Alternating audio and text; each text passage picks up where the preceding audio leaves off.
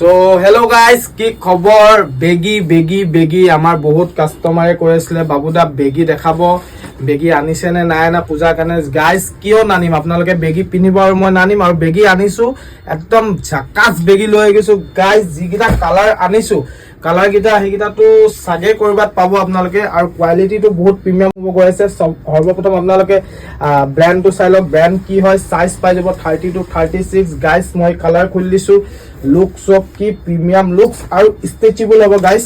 ফুল stretchable বেগী হ'ব। ইয়াৰ colour আহি গৈছে 6, 7, 8টা। মই এটা এটা কালাৰ দেখাই গৈ আছো, আপোনালোকে চাই থাকক। এইটো এটা গাইজ কালাৰ চক। কালাৰ খিনি মই কেলে শ্ল'লি দেখাইছো, আপোনালোকে স্ক্ৰীনশ্বট লৈ ল'ব গাইজ। যদি অৰ্ডাৰ কৰিবলৈ হয় স্ক্ৰীনশ্বট লৈ আমাক DM কৰিব, তেতিয়া সুবিধা হ'ব গাইজ। কাৰণ গোটেইখিনি ফটো মাৰাটো পচিবল নহয়। চ' আপোনালোকে কালাৰ খিনি ভালকে চাই লওক আৰু screenshot. Colour wow, just looking like আ ৱাও কালাৰ হয় গাইজ। গাইজ এই কালাৰটো চাই লওক আৰু